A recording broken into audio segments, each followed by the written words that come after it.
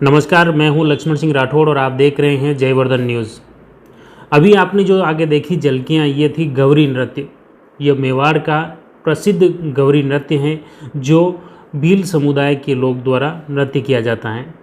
यह गौरी नृत्य के बारे में लगभग मेवाड़ का हर शख्स जानता है। मेवाड़ ही नहीं, मैं कहूँ मारवाड़ और राजस्थान तक यह मेवाड़ की गौरी प्रसिद्ध हैं। लेकिन क्या आपको ये पता है गौरी की उत्पत्ति कहाँ से हुई, कब हुई, कैसे हुई और इसके पीछे क्या राज हैं? कुछ ऐसी ही अद्भुत बात हम आपको बताने जा रहे हैं। ये राजसमंद जिले के पास खमनौर तहसील क्षेत्र के उनवास गांव हैं और बताते हैं कि उनवास से ही गौरी नृत्य का उद्भव हुआ। ये उनवास गांव में पिपलाद माता मंदिर है और इसी जगह से गौरी नृत्य का उद्भव हुआ और उसके बाद पूरे मेवाड़ में भील समुदाय के द्वारा यह गौरी नृत्य किया जाता है। गौरी नृत्य के उद्भव को जानने से पहले हमें वहाँ पिपलाद माता के इतिहास को जानने की ज़रूरत पड़ेगी। जी, तो हम आपको वहाँ के इतिहास के बारे में बताते हैं, उसकी एक कहानी सुनाते हैं। कहते हैं एक बार पृथ्वी पर अकाल पड़ गया था। देवियाँ हैरान और परेशान हो गई थी। जल ही नहीं तो कल कैसे बचेगा। इसीलिए जल और कल की चिंता में देवियों ने सृष्टि का कोना कोना छान मारा।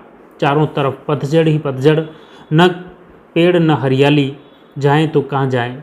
थक हार कर लाख देवियाँ एक जगह बैठ गई। इस बीच एक समामणि का भोरा उड़ते उड़ते उनके पास आया। देवियों ने देखकर कहा, पृथ्वी पर न पेड़ हैं, न छाँव है, न हरियाली। तू तो फूलों का रसिक है, फिर तेरा यहाँ क्या काम। लाख देवियों ने जिद की तो भोरे ने बताया, पाताल में राजा वासुकी की वाड़ी है, वहाँ से रोज मकरंद पीकर पृथ्वी पर आता हूँ। यह सुनते ही देवियों ने पाताल की ओर कूच कर लिया। कमल की नाल से देवियाँ नागों के राजा वासुकी के साम्राज्य पाताल में पहुँची। वहाँ देखे तो क्या देखें, हर तरफ पेड़ पौधे और हरियाली। देवियों ने पेड़ पौधे ले जाने का मानस बनाया। इसके विरोध में वासुकी ने फण तान दिया। माता ने गुरज उठाया और काटने लगी फण। वासुकी की पत्नी ने माँ से सुहाग की रक्षा मांगी और देवियों ने सृष्टि बचाने के लिए पेड़। वासुकी की पत्नी ने कहा, देवियों, सृष्टि के लोग बड़े मतलबी हैं, वो अपने स्वार्थ के लिए पेड़ों पर कुल्हाड़ी चलाएंगे, जबकि यहाँ राजा वासुकी के राज में पेड़ों को प्राण माना जाता है, क्योंकि हम नागों के लिए पेड़ नहीं तो कुछ नहीं। वासुकी की पत्नी का तर्क सुनकर देवियों ने कहा, हम ये पेड़ राजा जैसल की बाड़ी में रोपेंगे। प्राण चले जाएंगे मगर पेड़ न काटेंगे, न कटने देंगे। राजा जैसल की बाड़ी में पेड़ों को दूध दही से सींचेंगे। समझौते के बाद एक एक देवी एक एक पेड़ लेकर आई।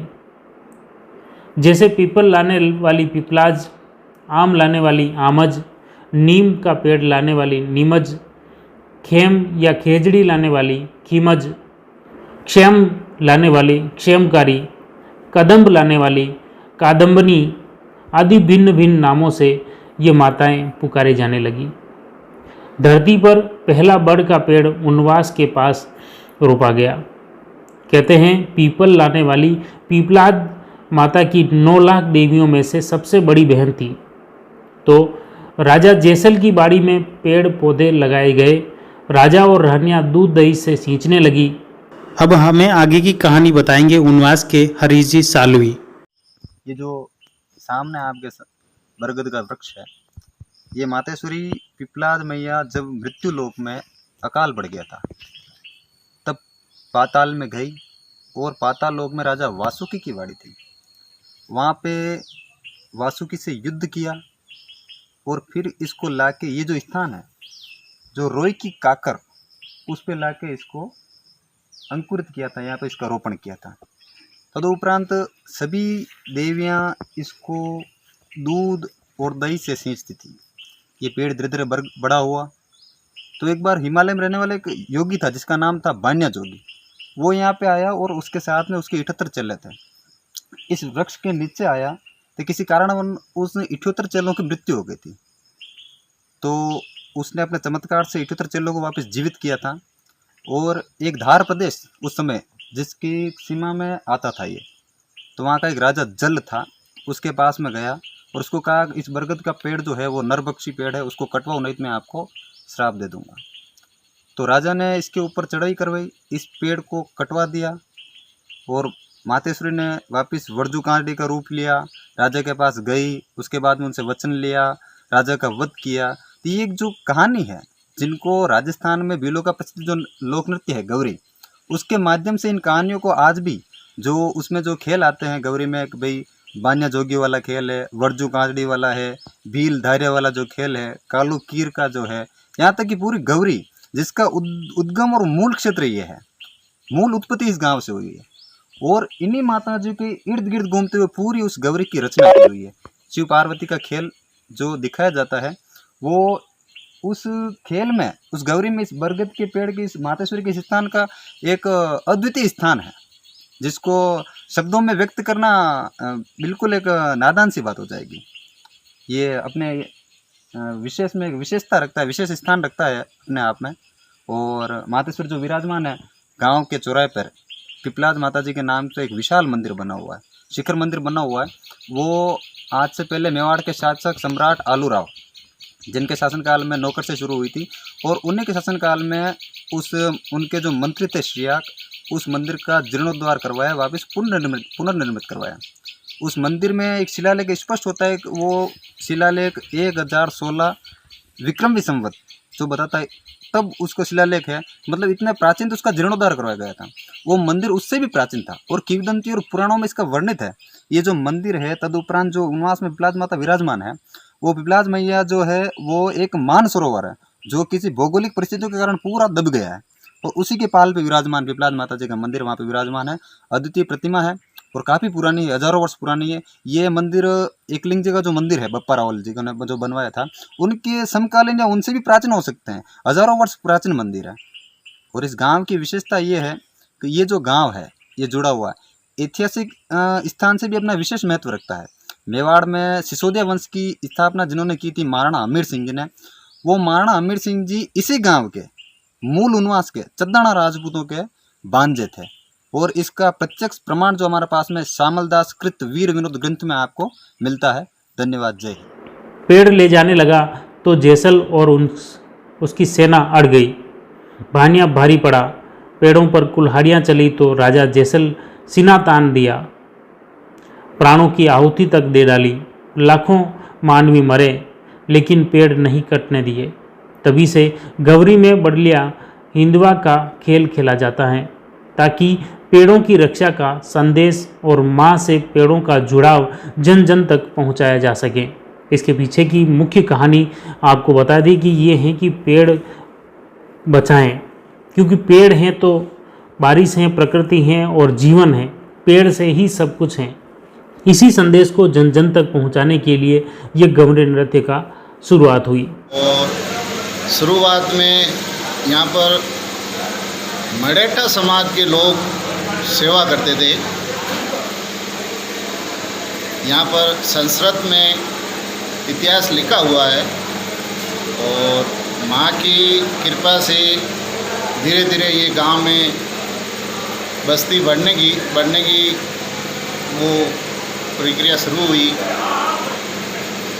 जिसमें माँ सातों बहनें हैं, जिसमें बड़ी बहन माँ पिपलाद है, उससे छोटी बहन रिसेड आमज माता, उसके बाद में बनोड़ और ये बाड़ी में स्थित है। एक सेमल गांव में बमेरी माता और ब्राण माता कड़िया में एक राटा हिरण, ऐसे करके 7 बहनों का इतिहास है। इनका एक भाई हुआ करता है, वो बोलिया भूत है, जहाँ यहाँ गांव के समीप ही उनका मंदिर है। और बोले भूत बावसी का ये पर्चा है कि वहाँ जो भी 9 पत्थर की हवेली बनाकर आता है उसकी मनोकामना हमेशा ही पूरी होती है। कहते हैं पिपलाज माता के स्थान पर ही दधीची ऋषि के पुत्र पिपलाज मुनि ने तपस्या की थी। ग्रामीण दावा करते हैं कि मंदिर के गुंबद के ऊपर ही पिपलाज मुनि को दफनाया गया था। ग्रामीणों का ये दावा है कि इसी जगह उन्हें दफनाया गया था और उनकी हड्डियां यहाँ निकली थी। कहा जाता है कि पिपलाज माता देवियों की सबसे बड़ी बहन थी। चूँकि बड़ी बहन है तो सभी देवियां यहाँ आदर भाव रखती हैं और इसी गांव का नाम भी देवल कहा जाता है। कहते हैं ये मंदिर करीब 9 से 10 शताब्दी पुराना है। पिपलाद माता जी का मंदिर देवल निवास शक्तिपीठ, उनका वलिया हिंदवा है, ये आधा किलोमीटर दूर पर। वहाँ सारी बहनें जुड़ती थी। वहाँ से फिर मंदिर में आई यहाँ। मंदिर में यहाँ एक ढोकला बनाया। ढोकला बनाने के चक्कर में उन्होंने एक ढोकला बांटना था, तो वो मंदिर फाड़ के बहनें अलग अलग चली गई। और यहाँ का सबसे इतिहास है, सबसे पुराना मंदिर है, बहुत वर्षों पुराना मंदिर है। उसके बाद में नवलाख देव थे ना, यहाँ से प्रकट हुए हैं। ये सब इतिहास मंदिर है सबसे अच्छा। बढ़लिया हिंदवा का प्रसंग गौरी नृत्य में भी आता है और इस प्रसंग के तहत पेड़ों को बचाने के लिए युद्ध होता है। पेड़ बचाने और बेटियां बचाने का संदेश को लेकर मंचित गौरी नृत्य में बढ़लिया हिंदवा का काफ़ी महत्व है। कहते हैं देवियां के सिर्फ एक भाई ही था जिसका नाम भोलिया भूत कहा जाता है। बढ़लिया हिंदवा उनवास स्थित पिपलाज माता से 3 किलोमीटर दूर स्थित हैं। यहाँ माँ कोठर में बैठी हैं। आपको उनवास स्थित पिपलाज माता के दर्शन करने हैं तो आप नाथद्वारा से सीधे खमनोर की तरफ आ सकते हैं। खमनोर हल्दीघाटी से आधा किलोमीटर पहले पिपलाज माता का गेट लगा हुआ है। वहाँ से कुछ ही दूरी पर पिपलाज माता का मंदिर है। अगर आप उदयपुर की तरफ से आना चाहते हैं तो लोसिंग, कड़िया, बलीचा और फिर हल्दीघाटी होकर इस मंदिर पर पहुँच सकते हैं।